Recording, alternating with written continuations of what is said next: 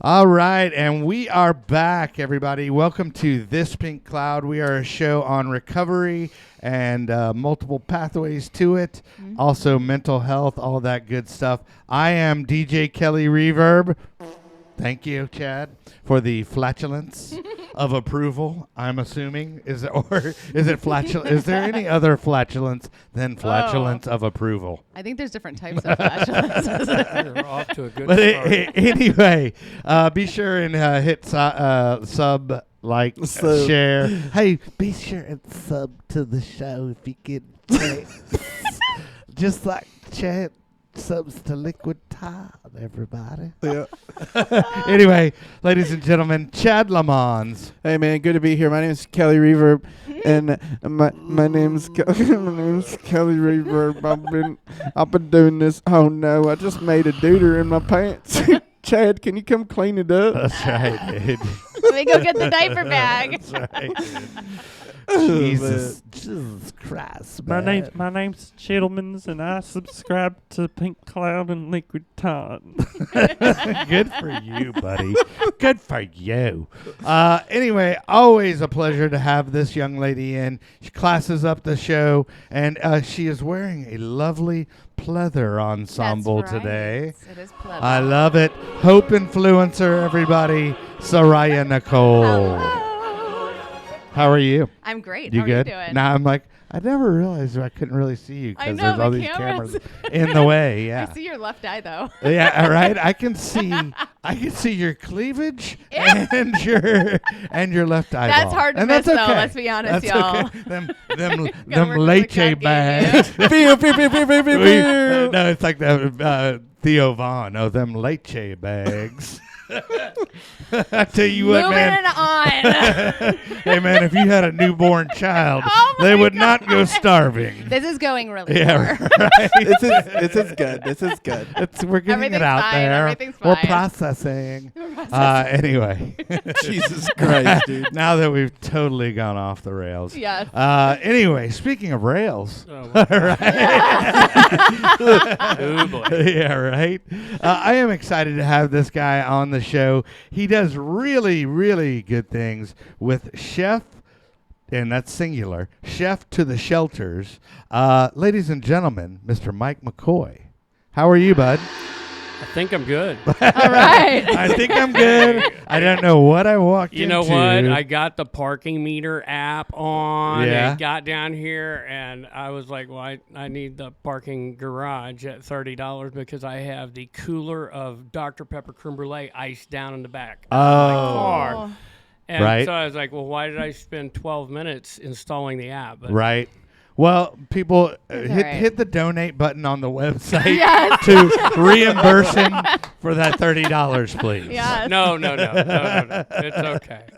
Because the show has zero budget, and it is definitely not coming out of our pockets. No, I'm completely. I'm I'm just not kidding. going No, there. I know, No. and I'm just messing with you. But no, I love what you're doing. I know you and Chad met. Go ahead and say where y'all met. Yeah, I met him when I was at work. He had come up Where you work? at Phoenix House, which Okay. is a treatment center for adolescents. Okay. And he had come up to bring food that was not only just food, but like fucking 4 chefs in this little kitchen that they got there, like making the most gourmet of shit. It's like a galley kitchen. We in call there, it we call it a kitchen takeover, Dude. and for that one we did lobster quesadillas, and Yeah. on the fajitas. If you know, this is so geeky, but it's Yeah. Chef Geeky. If you notice how tender that meat was, Oh yeah. that's because it's flat meat, which comes from the bottom of the sirloin. It does not. It's often confused with skirt steak, which is a very, very cheap piece of meat. That is a very, very expensive piece Yeah. of meat. Wow. Yeah. So let me explain some of this to Kelly. So there was it was food in full. So you know how I normally What? Hold on. when I give you food, Hold on. you know just how a normally second. when normally I give when you you food, feed me. yeah, Here, let me normally go when to- I feed you, It's not Gerber. Let me go to the camera and I'll just look scared. Okay, Yeah. Chad, go ahead. So Kelly, well, normally when I feed you, you know, I chew everything up in my mouth, and then Right. I put it. It's like a I baby. Put it Bird. into It's like a baby bird. That is so You bad. Chad masticates for me. Oh my god.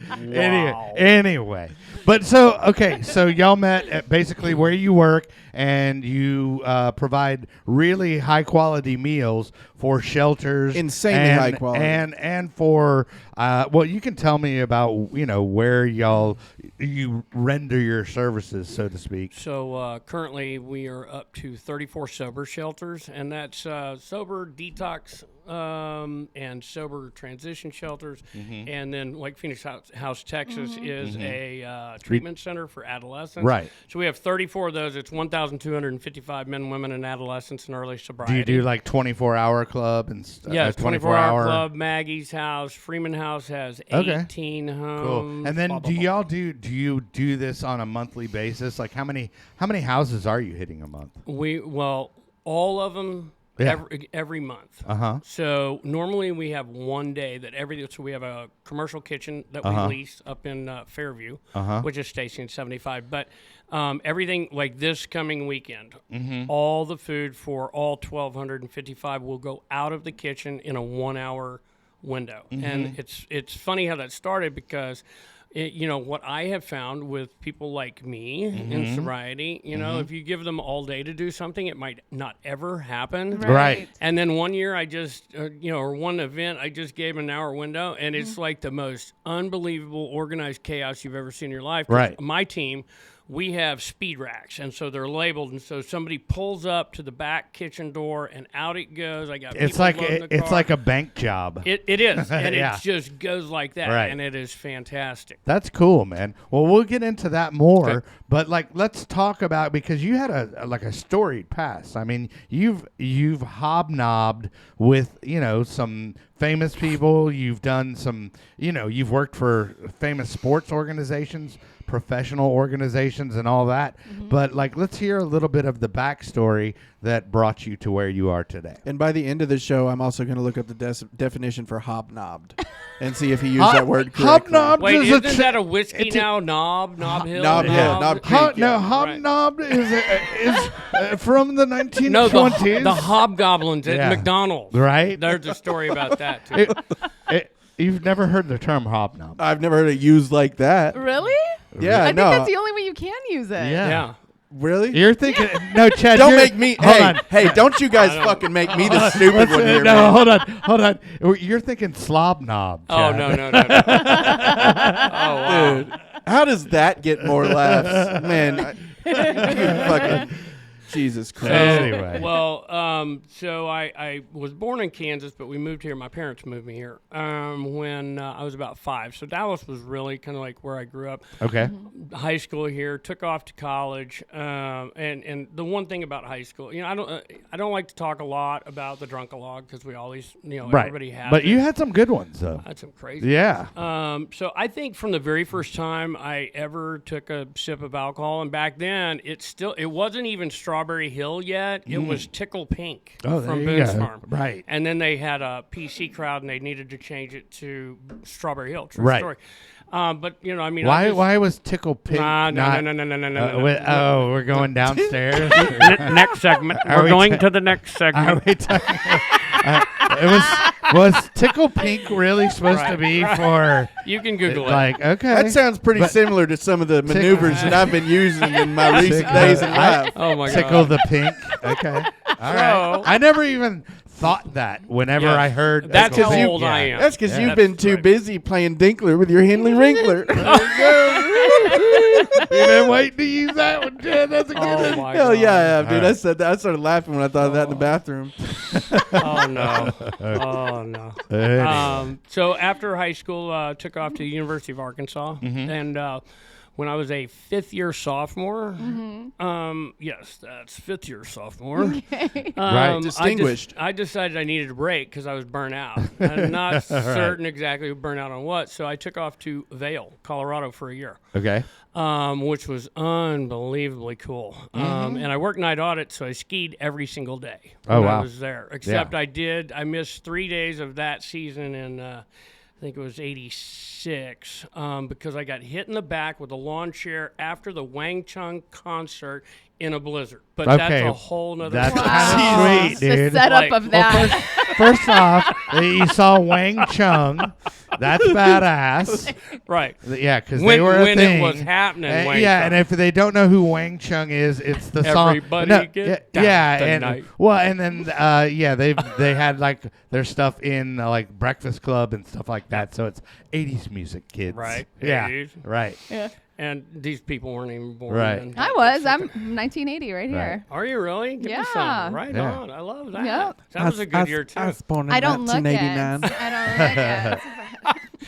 So let's see. Back to college. 9 years. I was at the Edge where my mom actually called me, and she was a beautiful, beautiful woman. She was an interior designer here in Dallas. And she passed away from cancer in '93, but the last year she was alive, she got the largest room in the Theta Show House, and your peers in ASID, which is Association of American Society of Interior Designers, whatever, vote on you. And she got the biggest room, and that meant you were at the pinnacle. But so my mom calls me. I'm in my 9th year, and my stepdad's name was Carl, and I'll never forget it, like holding the phone. And she goes, "Michael," and I'm like, "Ooh, it's not good if we're going out with Michael." Right. We were And starting with she Michael. said, Yeah. she said, "Carl wants me to let you know that you're cut off," and I'm like holding the phone. I'm like, "Well, what do you mean by cut off?" And she goes, "No more money." And I'm like, "Oh, like cut off. And I was like, well, I got to fly the coop. So I did not fabricate my resume. If anybody looks at a resume and you see 81 to 89, you just assume the person graduated.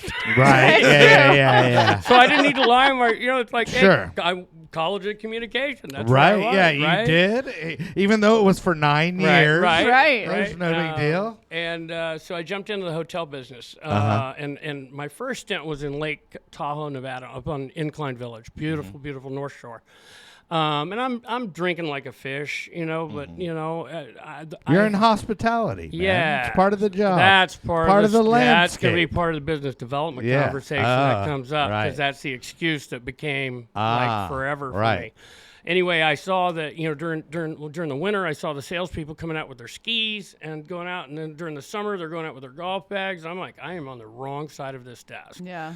So I knew someone with Hilton Hotels, and we had a conversation and joined the national sales office here in Dallas. And in that first year, I landed a pretty big deal, big enough to get me noticed in Beverly Hills, where our corporate office was, and also that year won Hilton National Salesperson of the Year. And so that was an event that was on the rooftop of the Beverly Hilton, and I got my picture there was Merv Griffin, there was Bob Hope. Oh yeah, we have that picture actually. Uh-oh. He'll throw it up. But that's pretty cool. And the other three guys are other national salespeople. So it was Merv and Bob. And and Merv, guys. nobody knows about Merv. Not everybody knows that he started Wheel of Fortune and Jeopardy and owned the Beverly Hilton. All this stuff, besides being a talk show host, a successful talk show host. And he actually wrote the theme song for Jeopardy. Fun fact about Merv Griffin. Anyway, but we do have a podcast dedicated to Merv Griffin. Oh, good. If you go, but anyway, www.merv. Yeah, right. Right. Yeah, exactly. So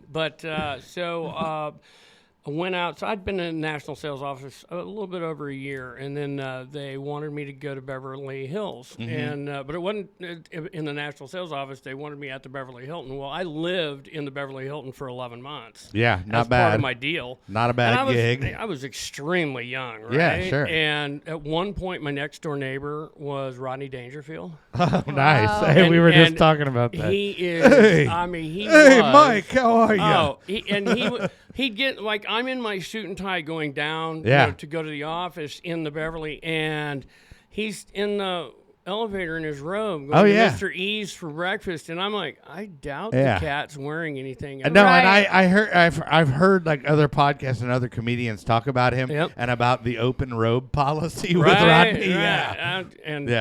But that was amazing to me, and I had my girlfriend was still here in Dallas, and she came out one time that sticks in my head, and it was Aaron Spelling's son's 16th birthday. Okay. And so anything I did at the Beverly Hilton was taken care of. That was part of my contract, right? Right. And so I'm going to Trader Vic's every night because I don't have two nickels to rub together. Right. Like it was great once I got to Beverly Hills, but I'm like, well, I can never leave the hotel. Right. Like I can't afford parking. Yeah, right. Yeah, no. And I go to Trader Vic's that night, and there's a brand new Lamborghini. And he gave it to his son for his 16th birthday. And I'm like, Yeah. I think I got a 12-speed, and I think my dad had me make payments on it. Yeah, right. You know, but I was it was really wild what I got to see, what I got to be around. I was on the very first, or I was at the very first Dennis Miller live show when he had Robin Williams. Oh, yeah. And just out of nowhere, Robin just starts climbing up this trellis. Dennis is literally, he has no idea what to do. Yeah. He did Sure. Robin just climbing up. But the drinking was going and going and going. And again, you know, and a lot of people in our fellowship, you know, are aware of this, but, you know, like, I thought an alcoholic was a cat with a 40 underneath a bridge with a brown paper bag. Yeah. And I'm like, no, I'm hobo. I'm from a Right. middle class family in Dallas, Texas. And so it kept going and going and going. And so I came back here to the National Sales Office, and then Hilton bought the 3 Point Resorts from Bob Gosnell. And so I went out to South Mountain on a transition team to change it from the Point to the Point Hilton. And out there drinking. You know, I still wasn't having consequences, but they're definitely going to come. Right. Jumped back here in '94, back in the National Sales Office. So I was just kind of bouncing around, kind of like a special projects guy. Okay. And then someone came up to me at a meeting and said, hey, I heard of something that just sounds like you. I know you're happy with Hilton, but they're going to build a racetrack here. And I'm like, what kind of racetrack? They're like, horse racing. And I'm like, right. So that's another fellowship. Talking Lone Star Park, right? It's another fellowship I'm qualified for. Right. Wagering, but Right. Lone Star Park. Yeah. And it was a Harlan Crow project, actually. Yeah. And so I went through the interview process and got the gig as director of corporate sales. So luxury suites, box seats, jockey club memberships, Right. and group sales. Right. That was like my gig. Right. And was and- Augusta in there? Or Not no, yet. Not No. Okay. That's so I'm not cooking at this point. Well, Yeah. I didn't start cooking Yeah. until 2020. Yeah, Really. yeah. I mean 2019. Right. And so open Lone Star Park. Now here was the alcoholic part. So when racing was going, part of my responsibility, I needed to go by and see the suite holders. And somewhere in that first season, I start going in, and all the suite holders, well, they're having fun. They've got, 15, 20 people, and Right. they're got their cocktail, and they're like, hey, Yeah. Mike, why don't you have a beer? Hey, why don't you have a shot of Louis Right. Trey with us? So You all of know. a sudden, I'm having 15, 20 scotches Yeah. a night at work, and reprehensible, Yeah. in my mind now, and I even hate to talk about it, but I drove from Lone Star Park to Bent Tree Yeah. every single night Yeah. after having that much. I probably had too much to drink as well, and God willing that I didn't have an accident, but I would try to take side roads. But Right. that's not saying Kelly it can't was even any fucking safer. drive sober. Yeah, that's right. I have problems driving sober. Jesus. Jesus. I don't know what you would do without Chad, I swear. Right? Dude. My blood pressure would probably go down just a little bit. Maybe and, you might yeah. have a bed sore, though. That's right. Because I Chad don't has want to to know roll. about that. Chad has to roll me over. I don't want to know about that. Oh. I love it. Old Leche. Score one for Leche back. Right. And then, so from there, then I had made friends with the guys with the Dallas Stars, and so Disney at the time was the only ownership group that had both MLB and NHL. They had the Ducks and the Angels, and so they reached out to somebody at the Stars, and they said, "Hey, you ought to take a look at this guy, Mike McCoy. He's doing some pretty unique things in our marketplace." And so they flew me out. I interviewed, got that gig. So I went back to Southern California for the second time. I was there about a year and 2 or 3 months, and I had stayed in touch with. It kind of seems like you have a charmed life for like the opportunities that did. just fall in your lap. I'm like, Yes. all of a sudden, oh yeah, I was working for the Hilton hotels. I mean, it's like that shit doesn't happen, man. Well, Normally. I had an unbelievable amount of opportunities that I ruined. Like I threw it all away. Yeah. And it's kind of, and it's not until I probably my second year of sobriety, I got to really take a very, very hard look at my disease. I could see it very clearly at that point. And I can go on a timeline and go, we're coming up, there was a professional soccer team that I was with. Well, they always say hindsight is 20/20. Well, it's like, okay, the progressiveness of my alcoholism had gotten to the point where I'm like, okay, I'm only going to invite customers that aren't going to give me crap at lunch if I have a beer or two, right? Right. And then there's this point somewhere that I just quit inviting customers and I doubled up on the alcohol I was drinking at lunch. Yeah. Yeah. Now I just couldn't see my disease when I was in it. No. Yeah, of course. So then the opportunity, I was talking with the guys with the Stars, and then when Mr. Hicks bought the Rangers, I got a call, and a good buddy that I had made, he said, hey, Mr. Hicks bought the Rangers. We're going to also build an arena, which you guys know now is the American Airlines Center, and we'd like to bring you back as VP of Sales for that, and also throw in the Mesquite Rodeo. And, Wow. Yeah. And so at first I was like, wow, okay, I get to go home. And then I said, okay, let's talk money. And it was a hilarious conversation because he said, no, we're not going to talk about money. And I was like, well, Yes, I need to know what I'm making to come back. And now it's the old ballpark, which is even weirder to say. Right. Right? Yeah, But he goes, there were 4 towers at the old ballpark. And I'm like, right. He goes, well, only one of those towers was finished out. And I'm like, so? He goes, it was finished out as a condo for George W. when he owned the team. You're going to live there for 10 months. And I'm in Anaheim, and I'm holding a phone, and you can just see the rat on the wheel. I'm like, if you just sent the plane ticket and the car carrier and the moving company, I'll be there tomorrow. And got back here without knowing what I was going to make, but he's a very fair guy. Yeah. And I lived in that tower behind the Budweiser sign, and I had roof Jesus access. Christ. I know, dude. You're going to live in the tower, but I'm only going to pay you a roll of quarters every week. Rapunzel. Yeah. Right. And I had roof access, and so pretty soon I put a grill up on the roof. And we were having parties. Yeah. I was having parties. You were having. You were telling me you were having after parties. I mean, that is quite the aphrodisiac to go. Hey, let's go to a ballpark in Arlington. You know, one of those towers. That's where I live. So listen here, pretty lady. You know that Budweiser sign in the back of the field? Let me take you up on the rooftop and show you a goddamn good time. All right, exactly. Mike's like, the truth. The truth hurts. Yes. Oh no! Am I red? A little bit, just a little bit. I got some sun on the way down here from That's Allen, what it is. From Allen today, And once we got the American Airlines Center open, our president, CEO, went to Arizona to open another arena. So it was natural he wanted to take 3 or 4 of us with him. So one guy went, and then he called me and was going to take 3 more of us. And I met our old CEO at the airport, and he just said, "Hey, the Stars are threatening to file executive tampering charges. So it's too hot. I can't take you." And I said, "Well, if I left the country for more than 30 days, wouldn't I be employable at will?" And he was like, "I love the way you think." So I go in to quit. And there's a new guy in there, and Jeff Overton. I don't really know the guy, and I gave him my resignation. And he goes, "You can't go to Arizona." I said, "No, I'm not." I was not ready for the next question. And he goes, "Where are you going?" And I'm standing there, and that heat when we drank, this is I've really got to get something, and out of my mouth comes Scotland. And I'm looking around like, I'd never been to Scotland. I'd watched golf on TV. I was a big golfer.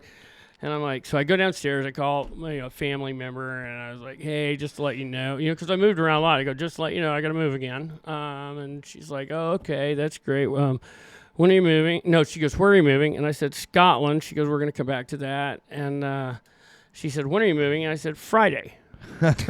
And so I literally took a bag and my golf clubs, and I went over to Scotland. I had no reservations, nothing. Right.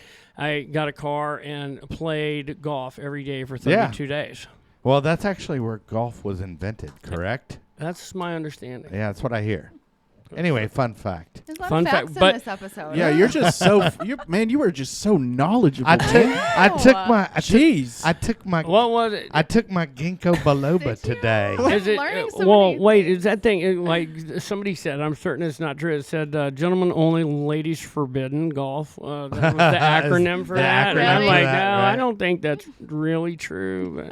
But that's where I learned to accelerate my day drinking. You know, like the Oh, hell second day yeah. I was there, I somewhere having breakfast and I'm watching people drink, some people Oh, drink yeah. Scotch neat with their eggs. I'm like, that's disgusting. And then the But next the day, hell, let me try it. this is my tribe. I mean, and all of a sudden, and you know, there's a couple funny things. The Queen's Jubilee was there, probably like my second week while I was over there, and I see these TV screens showing up. I'm like, what is that? And back then, you know, I didn't have a laptop. I'm communicating on emails from the library. That's Right. the only way I could. And this guy goes, oh, it's Queen's Jubilee. And I'm like, well, what does that mean? Oh, the banks will be shut, libraries will be shut, and it's a 4-day party.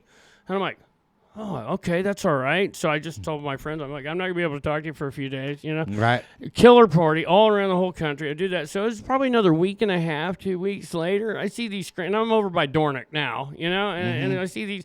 I'm like, what's going on? He goes, oh, it's Paul McCartney's wedding. I'm like, isn't he getting married in Ireland? Yeah. I'm like, what does it mean? Oh, the banks will be closed, libraries will be closed. It's a 4-day party. And I'm sending my friends back nuts going, I don't know that I'm coming back. Right. I know you think I'm going to my kind of town or my kind of Uh, country. But I did come back, and here's where it really, you know, starts to ratchet up. My drinking was way gone out of control at this point. Well, hold on. I'm gonna hold. Yep. I'm gonna hold you at the ratchet up point. Let's throw to our sponsor. That would be Lone Star Injury Attorneys. If you go to thispinklawyer.com, it will take you to the Lone Star Injury Attorneys. Our boy Max the Axe, who supports the show and has for a while. Max the Axe. I'm doing the ad libs over it. Just Nice. keep going. I like it. But just he practices in Texas and California. California, yay. Right. And he does personal injury attorney, he's a personal injury attorney. It kind of messes with me, dude. It's kind of like having a delay on your voice. Right? But yeah, if you just go to thispinklawyer.com, it'll take you to his website, and he will get back to you. And he's a good dude. Or he won't. Or he won't. That was just a little freestyle. Oh, my God. All right. And then Chad and I, besides being highly obnoxious, we have some music coming out and an obnoxious ad.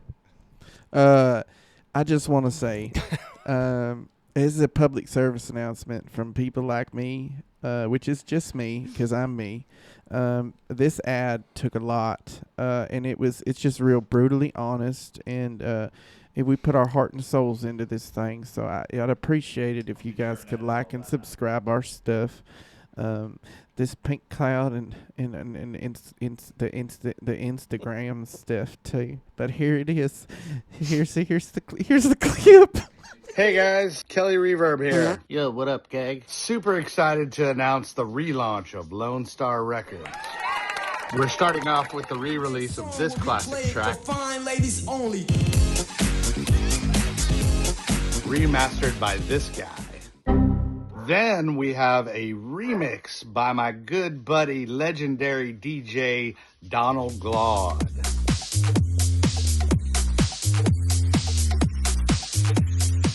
And last but not least, we've got new stuff coming out from me and this guy.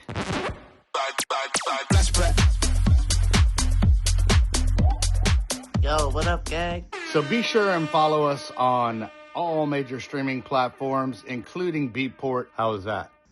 He's so good.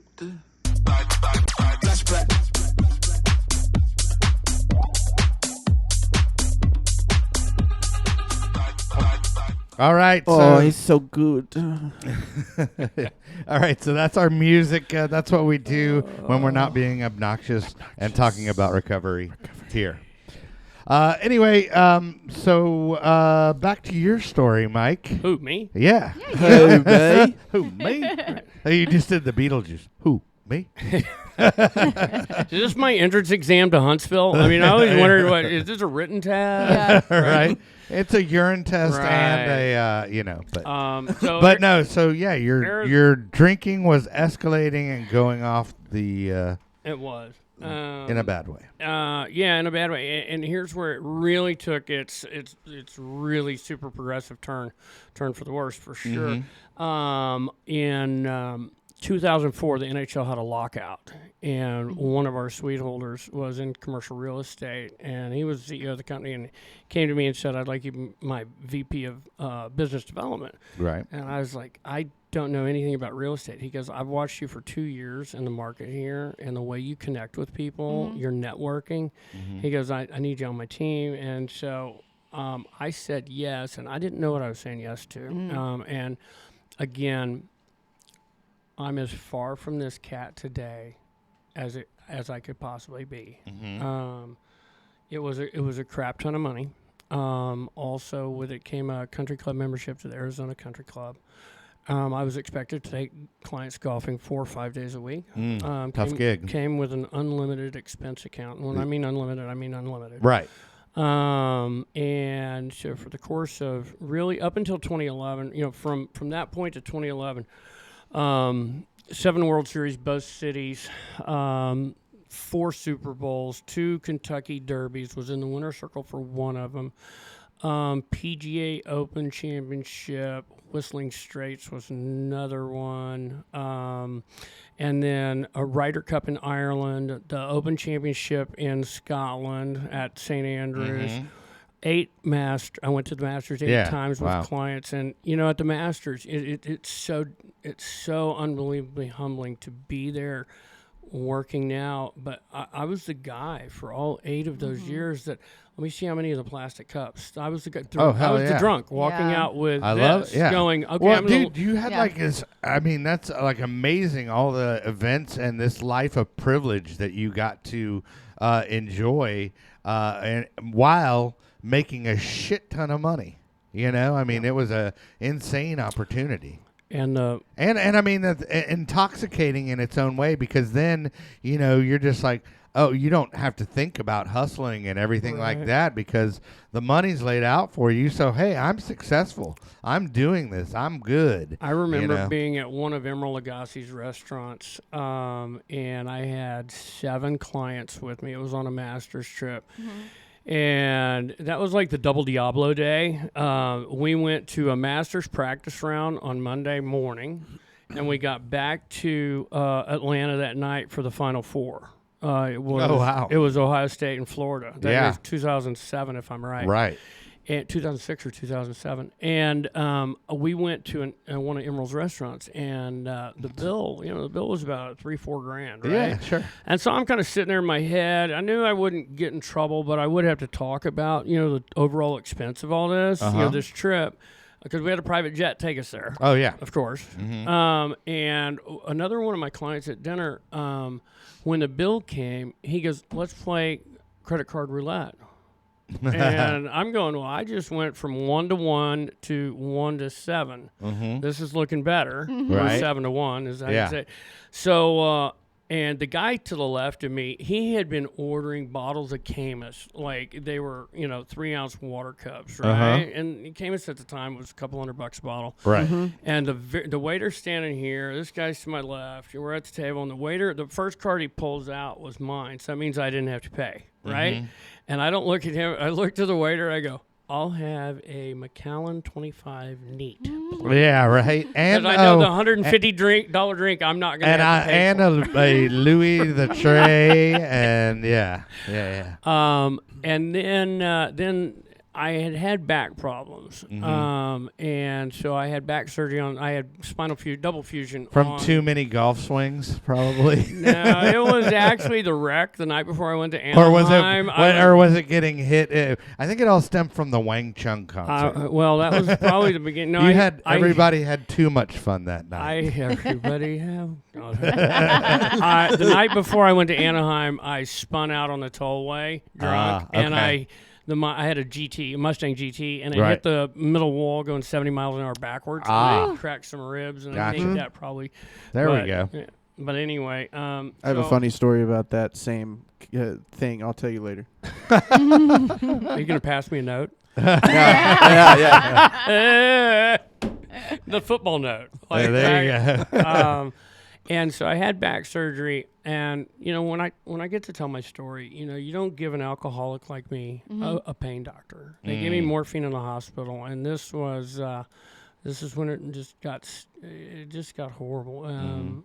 I got addicted to opioids, and by 2012, I'd burned down my marriage. 2013, 14, and 15, I laid on a couch in my condo in Scottsdale, literally did not go into the office. I was writing on my residuals, and got up to 300 Percocet a month, Adderall to get up, Ambien to go to bed, Wow. cocaine almost every day, and a bottle of scotch a day for 3 years. Wow. Yeah. So I mean, the whole Adderall and all that stuff is like seeming. I mean, that's a full-time job to take that much stuff within that window of time. Yep. And I mean, dude, Every day for 3 yeah, years. and you're very lucky that you're not dead from that, because with the uppers and downers, that's a fatal combination. Well, August of 15, I was done. I'm like, it's time for Mike to go, and so I took 130 Percocet, and I put something. It's since been deleted from Facebook, but I put something up about 3 a.m. Those mystic things. That like when my mind's totally,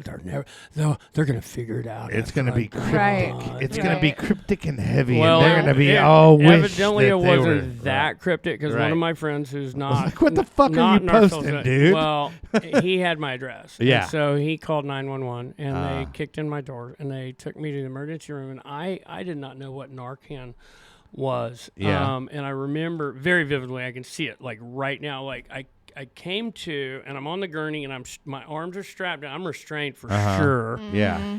And I see this nurse, and I see this IV bag, and she's doing this, and I remember going, what is that? And she said Narcan, and then she's walking away, and then all of a sudden, everybody's moving in slow motion, and that Narcan goes at 15,000 degrees through my arm to every piece, all the way down to my toes, and I'm totally just jacked, tied down, and I'm screaming at the top of my lungs, and everybody's just walking by, not paying any attention. Oh, wow. Yeah.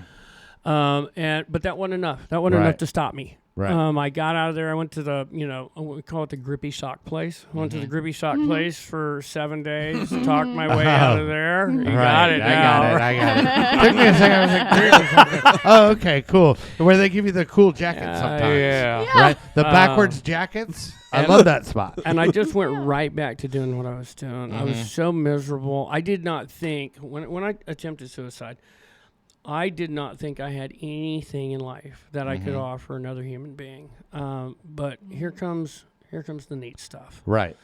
In 2016, I had an opportunity. A guy that I hadn't talked to in 5 years in sports, he called me, and he offered me the opportunity to go to Wichita for a position with a minor league hockey team. So I jumped in there, and I started watching church on TV. Okay. And it was a Sunday.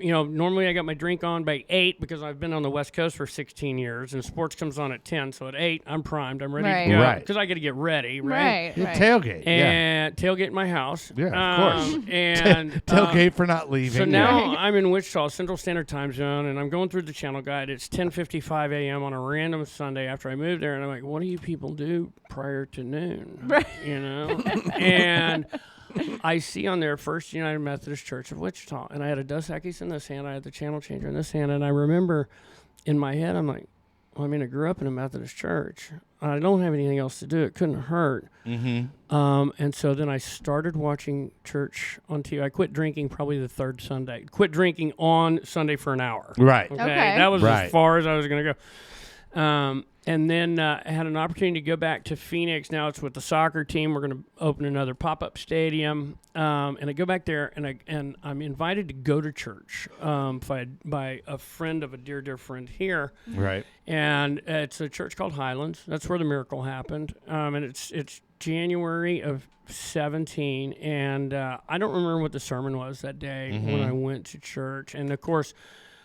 Paul and Judy sat on like the 8th row, and I'm like, I keep going, and there's 1,500 or 2,000 seats, and I'm like, Right. Yeah. my people are by the emergency exit. We're not just by the exit, we're by the emergency.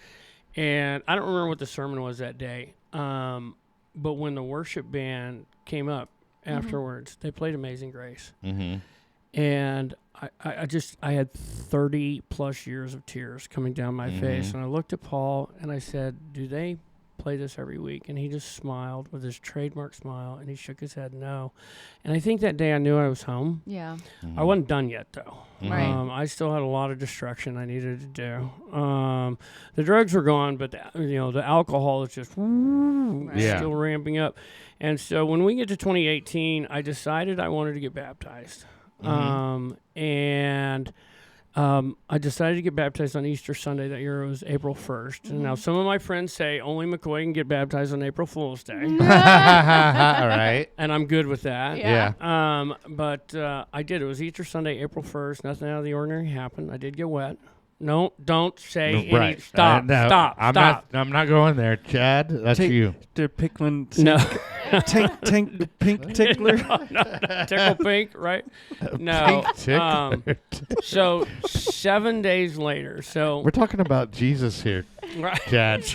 God, Chad, you're just so you're just out of line. For the viewers at home, Lord, Mike hold on. McCoy is not saying any. Lord, no, it's the Larry the Cable Guy. Lord, I apologize. Right? Right, but Have mercy on me. Right. Oh, good Lord. So nothing happened that day, but on April 8th, of 2018, a week later, 7 days later, when I opened my eyes that morning, it was gone, and I knew it as soon as I opened my eyes. Wow. God had removed the obsession and craving, and it was I just went downstairs, I threw everything away, and I watched sports that day. And then the next day, when I woke up, there was, something inside of me that said, you should go to a meeting. And I looked it up because I didn't know where they were, and I did. So you had just heard about meetings at that point? And Well, not really? I left out. I went to rehab in 2010, but I went for all the wrong reasons. I didn't want to get divorced, didn't want to lose my job. Yeah, so you went for paper. You went for the paper. I took my X-rays so I could still take my Percocet while I was in rehab. Yeah. Right. Sell. Right.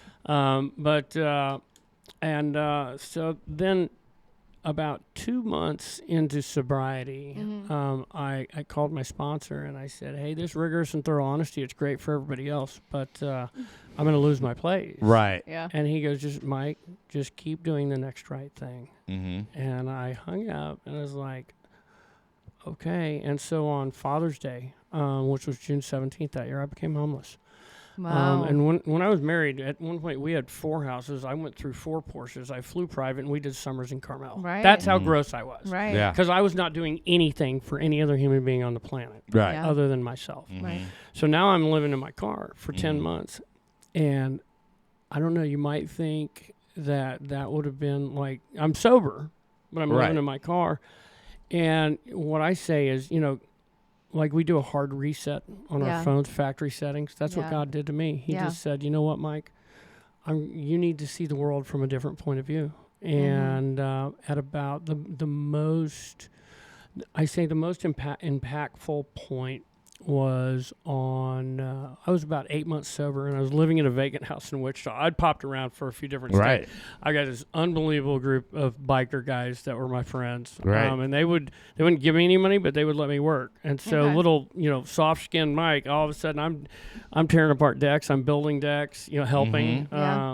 But about 8 months sober, I remember I'm living in a vacant house in Wichita, and I just looked up and I smiled. And I think that's the first real smile I ever had in my life. Yeah. And it was, I had that feeling that I had tried to drink, drug, and buy my way to for my entire life. And there it was. I had absolutely nothing other than friends. Yeah. And that's why a lot of my posts on Facebook, I put hashtag my friends are my wealth.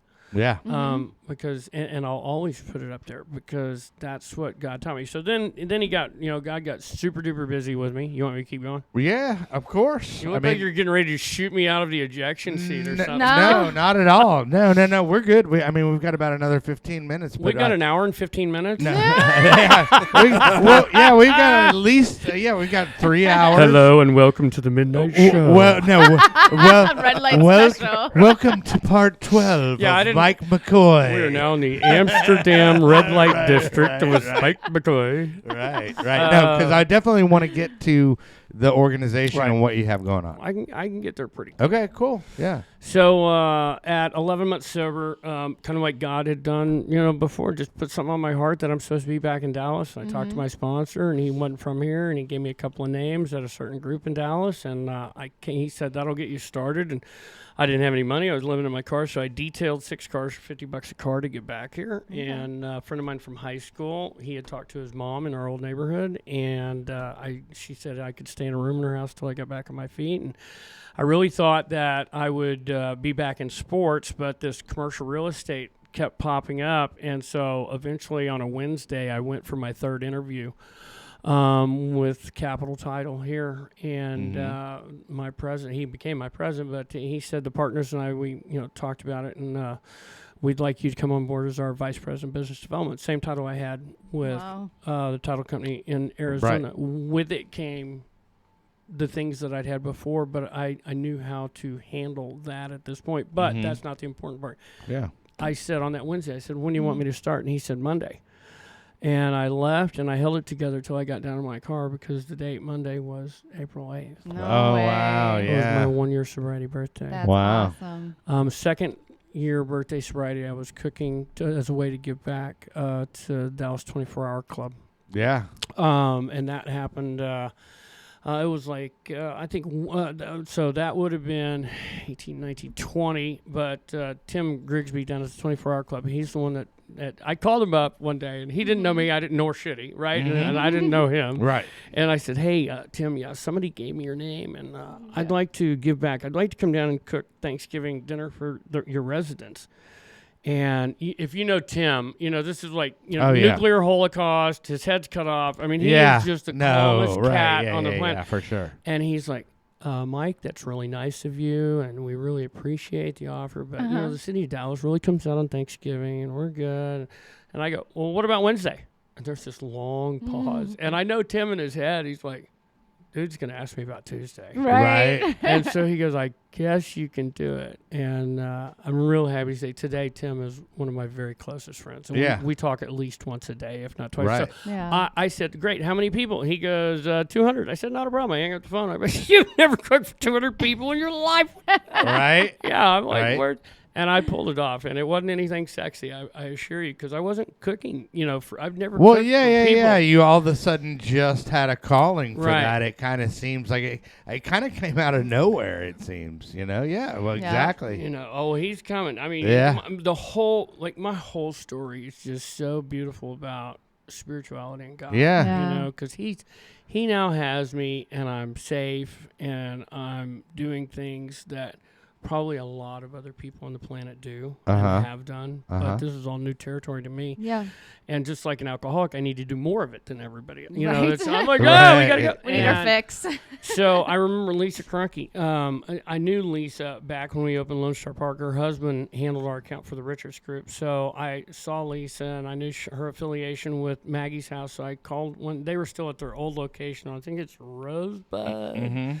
And I said, Lisa, would it be okay if I cooked for the women on, Sunday night? And she goes, yeah. And that was like the only conversation about that took place. And then I did it for 62 weeks in a row. Wow. like nobody ever told me no. Right. So You just kept going. I had gotten the Culinary Institute of America's textbook at the beginning of COVID, because I asked Mel at Capital Time, Bill said to cook for the or to order out for the offices. We got to be in. Can I cook for the attorneys and the staff 3 days a week? And he said, yeah. So I got the Culinary Institute of America's textbook, started reading techniques and things, and taught myself to cook. So we're midway through 2020, and I get a message from someone at Augusta National. from my past. And she said she was watching the Ben Heron special on the NBA guy, that heroin. She was watching the special on him. I think it was a 20 for 20 or whatever it was. And on a plane, and she said, would you consider cooking at Augusta? And I told her, I said, I would consider taking the garbage out at Augusta. God, my first sponsor had me pick up cigarette butts. And I was not at that point yet, but I was afraid of him, so I got to that point. But he had taught me to humble myself. And so she said, let me set you up an interview with the executive chef there, and she did. And I'm talking to him. We bonded over the phone. I was so nervous. I mean, at the end, he said, okay, you're going to be in Berkman's place, and that's only the members eat there. And there's 5 restaurants that are in this 90,000 square foot building. It's only open during the Masters, and they shut this building down. And he goes, all right, you're in. And I told him, I said, Chef, you do know I've never been in a commercial kitchen before, right? And he said, you're going to be fine.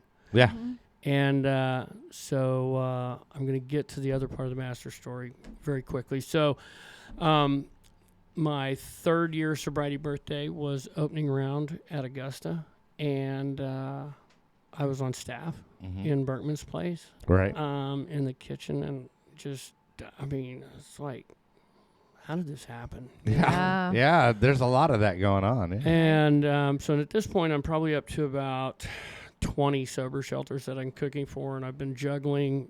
Now I've picked up 2 other VP roles from 2 other companies. So I've got 3 VP roles. I'm banking, and I don't say this out of ego. It's part of my story, and it's what God has given me the opportunity to do. I was banking $250,000 a year. Okay. 2 years earlier, I was living in my car. And I had a man who I worked for, one of the CEOs of one of the companies, and he sat me down at lunch one day, and he said, Mike, I see what your passion is, and we can see what it is, and it's not with us, and it's not with Capital Title. And I'm like, am I getting fired? And he said, if you'll let me help build you a runway for chef to the shelters, I will. And of course, Smart Aleck Mike, who's, again, Snotty Mike flew private. I'm like, Glenn, is this a runway for a Cessna or a 777? Because there are differences in lengths of runway. Anyway, I'm happy to say he's on my board now. Cool. And that kept rolling. So last year was, sobriety birthday was Friday at Augusta. This year was my 5th year. And I remember the very first time, it was probably only a couple weeks before, that the first time 5 years came out of my mouth, and it just stopped me. And it's like, the only thing that I could think of was, how did we get here? Like, my first 30 days in sobriety was 20 years. And all of a sudden, and so going into Augusta this year was already emotional for me, because it's 5, right? 5 years sober. And all the other chefs there, they know. I mean, I wear it. I mean, we've heard that thing that, I speak about my sobriety out loud so somebody doesn't have to suffer in silence. And our organization is, for sober people. But so we get to Saturday, 3rd round Saturday. We work 16 hours a day. And I mean, just we're ankles are this big. But anyway, I get home Saturday and just tears of just this unbelievable happiness I have today, because I'm no longer that salmon that's swimming upstream. I'm like this guy in the inner tube going downstream going, it is so much easier this way. Right, for sure. And so I cried it out that night when I got to the hotel, and I get up at 3. I got to back up. So I get to Augusta this year, and Chef Jesse, my head chef, we're walking through the kitchen. He goes, "Oh, by the way, that's your kitchen this year." And I'm like, "What do you mean? That's like, no, the prep kitchen's your kitchen." I'm like, "Y'all want me to burn this thing down?" Like, I've only been cooking for 3 years. I'm not qualified. I'm barely qualified to get here. Right? Sure. And we had an unbelievable week. I had 8 brand new people to Augusta in the kitchen. And I don't like to call it my kitchen. It's our kitchen. Sure. And so when I get up Sunday morning, it's Easter this year, so it's flip-flop from when I got sober. And so it's emotional for me. Yeah. And so it's 3 o'clock in the morning. I get in at 4:30 in the morning. I'm already at 165 miles an hour. We got things to do, and 2 of my sous chefs came by me, and they said, "Hey, we need to see you down in the bullpen with Chef Jesse." And we're going down the stairwell. I didn't even know where the bullpen was. We're going down the stairwell. The heat's coming up my head. Yeah. I'm like, Right. oh, I didn't come to work drunk. I didn't come to work. I haven't stolen It sounds anything. daunting. Yeah. And when we opened the door, Chef Jesse was there, and he had this smile on his face. And he pulled a white chef jacket out from behind him, and they have the ability to give out 2 white jackets. And he handed it to me, and he gave me a hug, and he said, I need you to put this on and get back upstairs. And I was like, guys, can I just go do my job? Right. I mean, I've been crying for 3 days now. Yeah. Right. And it's the most surreal. Yes. I mean, go back to August of 15 when I tried to kill myself. Yeah. Right. I didn't have one thing to offer anybody. Today, we get to cook for 34 sober shelters, 1,255 men and women just like me. Yeah. Right. It's Just like- amazing. Right. It's amazing how an opportunity is there for you that you was a completely 100% unintentional. Right. You had no desire to do this in your life whatsoever, and that it's just like it's God's plan for you, Yep. Right. And I think it's amazing. Well, let's talk about what CTTS, as they call it. Yo, dog. Chef to the shelters, man. That's right, dude. Yo, dog. But what they, what y'all offer and, Right. and what they can expect. What they can expect. And first off, where is our food? Where's our food? It's in the trunk. It's in the cooler in the cooler, garage. yeah, right. That's for the covert Right, trip to I got Austin. you. No, after it's all that. good. Right. It's all good. Everybody will know about the covert trip to Right. Austin Right. after by the time the show goes. Oh, Right. so I guess we could talk about it. I don't know. Right. But anyway, matter.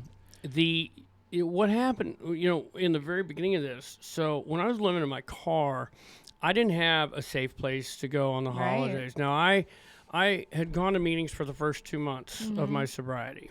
And then when I lived in my car for those 10 months, and I did some couch surfing. It wasn't always in Right. my car, but I was Why definitely a nomad. Why is Mike's car always parked outside of the meeting? No, But he's like here early, and it wasn't. he's like the last I one did to not leave. go to meetings on Yeah. that 10 months because I was Right. moving around. But what I did do is I listened to a speaker tape every night. So I when I tell my lengthy story, Yeah. which is midnight tonight on this pink cloud. Right. Exactly. When I tell my story, I go, my sponsors for those 10 months it was Clancy, it was Bob D, it was Earl Hightower, it was Chuck Chamberlain, Sure. Joe and Charlie. That 10-hour thing. Oh, Yeah. I can't tell you how many times. And I fell asleep to that every single night for 10 months. yeah. And I just was learning a different way. But anyway, back to today. So I'm in my car. Sorry, got to go back. Squirrel. Okay, Yeah, gotta go right. back. So I'm in my car, and I don't have a safe place to go on a holiday, and I don't feel comfortable going around people, and I don't know Right. anything about a sober shelter or a sober living Right. home. So I'm eating saltine crackers, and I'm like, man, think about my past. I'm like, man, some manicotti would be fat right Yeah, about now, right. right? Yeah. Because this 30-second package of saltines, Right. you know, a little rough. Or some caviar. Right. Right. So when I had the opportunity to start cooking before Chef to the Shelters was Chef to the Shelters, I'm like, well, why can't people in early sobriety have beef fajitas with flat meat? Why can't Right. they have ribs? Why can't they have manicotti, lasagna, blah blah blah blah blah? And so that's really where it was born. Wow. And then, like 𝐓𝐇𝐈𝐒, drew the Southwest Airlines thing on the napkin. I have from a legal pad, I have a yellow piece of paper that's taped to my refrigerator, and I drew the blueprint for Chef to the Shelters before I had talked to anybody about it. Right. So I now do the private events, mostly down in the Park Cities, Preston Hollow area, pockets of wealth. Right. I do have some that are up in Prosper and also Salina, but when I go to do those private events, I hire men and women that are in early sobriety. I've got a really cool team of people that I can trust, that show up, that need the work. Right. And I pay $25 an hour. Oh, great. And I usually pay within 3 days because, early sobriety, we need cash. Right. And Sure. some people are not employable at that point. Right. So that was kind of you need a driver's license Right. and all that kind of and transportation. and that was on that drawing. And then so I started only telling our clients that I cook for what the leafy green, or vegetable cost, the protein and the starch. And I said, whatever you write the check for above that's going to help me Right. hire these people, and we'll also use it to cook for the shelters. Now, did I think we were going to be at 34 shelters and 1,200 people someday? No, I did not. Yeah. And so it just kind of started growing naturally. And, I have some clients that, hire us repeatedly, and they're very, very generous. Right. And now we've got partners that have come alongside us. Well, let's give the people what's the website, or where can they support your foundation if they want to do so financially? Thank you. You can go to www.cheftotheshelters.org. Okay, and that is chef singular. CHEF. I gotcha. Okay. Cheftotheshelters.org. All right, man. It's great. It's getting revamped. I don't like it right now, but by the 11th, it will be changed completely. Oh, we'll just wear after the 11th. Hey, welcome to the new website. We're really glad you tuned in today. We have a great brand new website. Yes. There you go. Oh, there came we forgot to get to the radio guy, but there Rock you and Roy McCoy, KRFA, Radio Free Arkansas. There you go. I love it. That's hilarious. So now, back to Chef to the Shelters. Through a chain of events that are just the only explanation for everything in my story is God. Yeah. I mean, how did I get to Augusta, right? How did I get sober? First off, somehow I grabbed his. Well, it sounds like you had the gift of desperation, as they call 100%. it. And so now, present day, and I asked him if I could say that I cooked for them, and I get to cook on occasion for Harlan and Kathy Crow. And we have, I've had chefs from Augusta come in a couple of times for fundraisers just at my house with their persona in not only Dallas, but the country and the world. Right. You're allowing me the opportunity to cook for you and your guests? Yeah. Like, I just want to go. You do know that 5 years ago I was living in my car, right? Right. I mean, just to make sure you do. Right. But next week, which will actually be 2 weeks ago when the show aired, do you see how I did that? Exactly. Right? I like it. See, I'm on it now. Very aren't good. I? Right. Yes. We have an event. I reached out to some of my fellow chefs that I work with at Augusta, and then also some from across the country that aren't at Augusta. And I said, hey, what would you guys think about coming in for a fundraiser? And the beauty, and none of them are in my fellowship or our fellowship. Sure. And the beauty is all of the chefs immediately said yes. Like to come in, and they're not getting paid to do this. Right.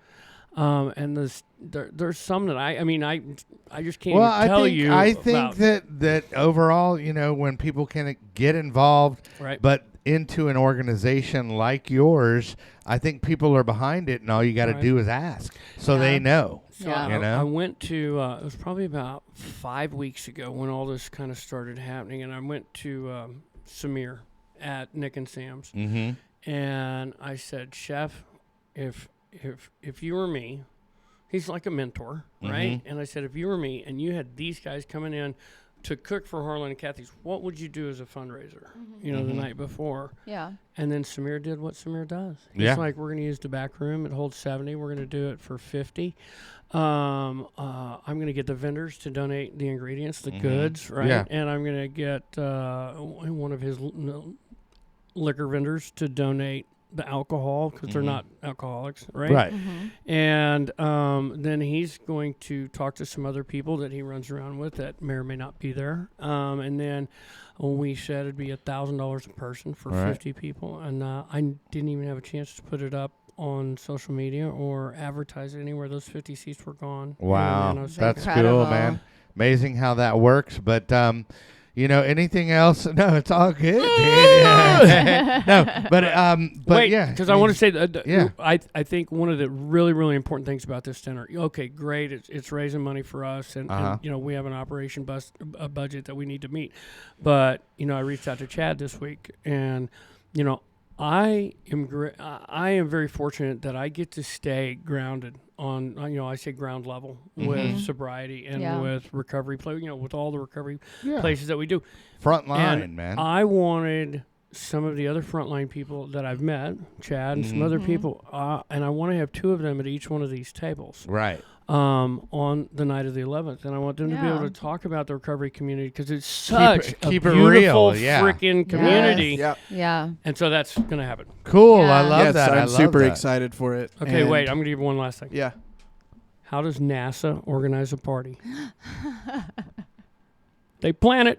Okay, I'm done. I like it. And it's out of this world. Mike's been hitting us with the dad jokes intermittently, dude. I like it, though. I like it. good. They're good.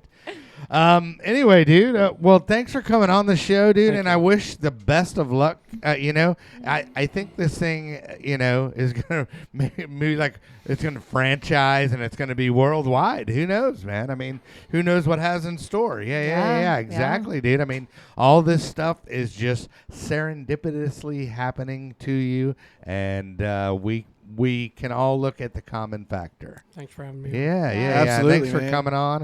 I appreciate you sharing your story. Soraya Nicole, Hello. as always, a Yeah. pleasure. Thank you for sitting through this torturous filming day with these guys and classing it up and Yes. clandestinely getting video for your content. Everything is content. All right, and as always, my good bud, my special little friend, Chad Lamont, everybody. Sweet. Everybody was expecting I'm some so glad stupid I didn't accent. get the flash Right. on sound when I came. Oh, no, not at yeah. all. Yeah. That's specifically reserved. For Yeah. when I say, hold on, DJ Kelly Reverb. There we go. Love it. Thank you, Hey, everybody, be sure and check out his website. You can support it on there. sure. The cheftotheshelters.org, I I'm an might org. say. Yes. .org, I might say. Very important. And then be sure and like, subscribe, share, all that stuff on this episode and all the other episodes. And, oh, yeah, we're also streaming on all major platforms, right? At least all of them. We're at least on all major We're at least platforms. on How many? all One, of them. two, 2, 3, all. 4. No, one, all. 2, all. 1, all. Anyway, thanks for tuning in, guys. Be sure and catch us next week. And Yeah. remember, kids, there is no magic pill for sobriety because if there was, we would all take too many. Amen.